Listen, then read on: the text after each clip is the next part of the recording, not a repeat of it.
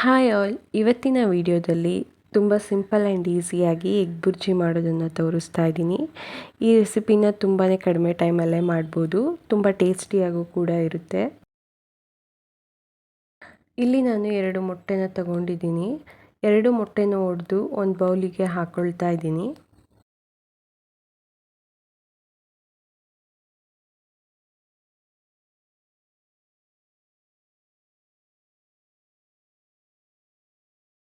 ಈಗ ಒಂದು ಕಡಾಯಿಗೆ ಆಯಿಲ್ನ ಹಾಕ್ಕೊಳ್ತಾ ಇದ್ದೀನಿ, ಒಂದು 2-3 ಟೇಬಲ್ ಸ್ಪೂನ್ ಆಗುವಷ್ಟು.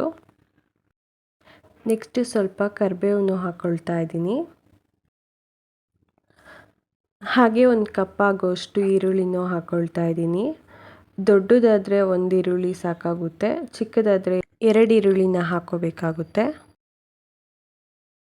ಹಾಕಿ ನೀಟಾಗಿ ಸ್ಮೆಲ್ ಹೋಗೋವರೆಗೂ ಫ್ರೈ ಮಾಡ್ಕೊಳ್ತಾ ಇದ್ದೀನಿ.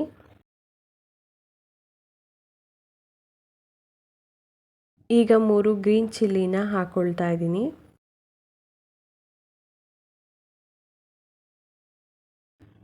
ಎಲ್ಲನೂ ಹಾಕಿ ನೀಟಾಗಿ ಮಿಕ್ಸ್ ಮಾಡ್ಕೊಳ್ಬೇಕು. ಈಗ ಒಂದು ಕಪ್ ಆಗೋಷ್ಟು ಟೊಮೊಟೊನೂ ಹಾಕ್ಕೊಳ್ತಾ ಇದ್ದೀನಿ. 2 ಟೊಮೊಟೊನ ತಗೊಂಡಿದ್ದೀನಿ ನಾನು. ಈಗ ನೀಟಾಗಿ ಫ್ರೈ ಮಾಡ್ಕೊಳ್ಬೇಕು.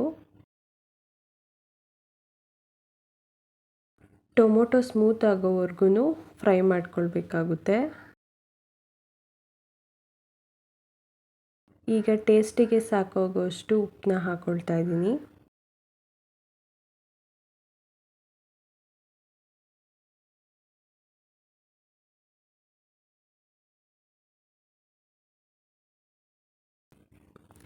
ಈಗ ಒಡೆದಿಟ್ಕೊಂಡಿರೋ ಮೊಟ್ಟೆನೂ ಕೂಡ ಆ್ಯಡ್ ಮಾಡ್ಕೊಳ್ತಾ ಇದ್ದೀನಿ.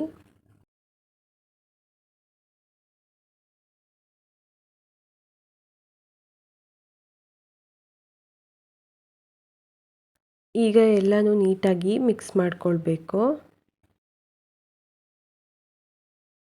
ಮೊಟ್ಟೆನ ಹಾಕಿದ್ಮೇಲೆ ಒಂದು 2-3 ಮಿನಿಟ್ಸ್ ನೀಟಾಗಿ ಮಿಕ್ಸ್ ಮಾಡಿ ಕುಕ್ ಮಾಡ್ಕೋಬೇಕು.